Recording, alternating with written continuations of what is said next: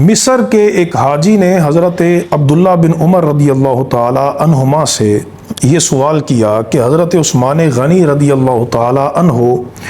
آپ بدر کے موقع پر موجود نہیں تھے، آپ احد کے میدان میں بھاگ گئے اور آپ حدیبیہ میں جو درخت کے نیچے بیعت ہوئی اس میں بھی آپ موجود نہیں تھے۔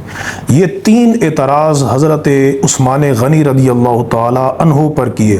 اور آج تک یہ اعتراض کیے جاتے ہیں، لیکن حضرت عبداللہ بن عمر رضی اللہ تعالی عنہما نے آپ نے اس بندے کو بڑا زبردست جواب دیا۔ آپ نے فرمایا کہ حضرت عثمان غنی رضی اللہ تعالیٰ عنہ، سنن الترمذی میں بھی یہ موجود ہے، صحیح بخاری میں بھی یہ بات موجود ہے، حدیث سند کے اعتبار سے صحیح ہے۔ حضرت عبداللہ بن عمر رضی اللہ تعالیٰ عنہما آپ نے فرمایا اما فرارہ یوم احد،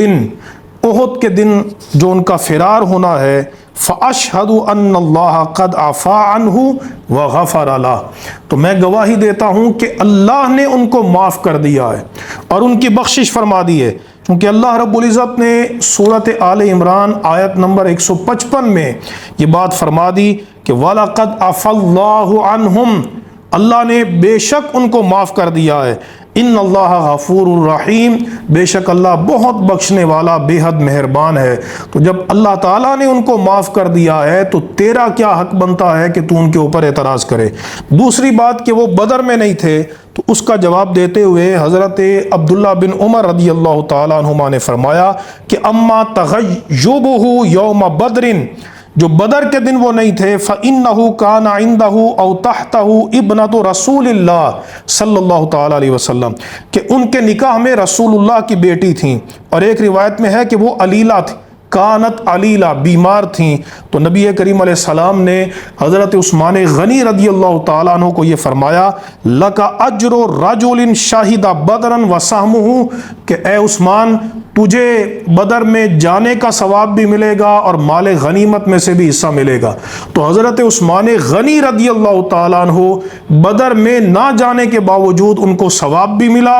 اور ان کو مال غنیمت میں سے حصہ بھی ملا، چونکہ وہ سرکار دو عالم علیہ السلام کی لخت جگر اور آپ کی بیٹی کی عیادت میں وہاں پہ مصروف تھے۔ اسی طرح جو بیعت الرضوان میں نہیں تھے تو وجہ یہ تھی، حضرت عبداللہ بن عمر نے فرمایا فَلَوْ كَانَ أَحَدٌ اعز ببطن مکہ من عثمان، اگر اہل مکہ کے نزدیک حضرت عثمان سے بڑھ کر کوئی معزز ہوتا تو سرکار کسی اور کو بھیجتے۔ جب رسول اللہ نے حضرت عثمان کو بھیجا تو یہ اس بات کی دلیل ہے کہ اہل مکہ کے نزدیک سب سے زیادہ معزز ذی وجاہت شخصیت حضرت عثمان غنی رضی اللہ تعالیٰ عنہ، اور نبی کریم علیہ السلام نے جب بیعت لی تو سرکار نے فرمایا ہاذہ ید عثمان، اپنا دایاں دست مبارک بلند کر کے وضرب بہا علی یدہ، اور اس کو حضور نے اپنے دوسرے ہاتھ پہ رکھا اور فرمایا ہاذہ لعثمان، کہ یہ میں نے عثمان کی طرف سے بیعت کی۔ لہٰذا ان پر جتنے اعتراض کیے جا رہے ہیں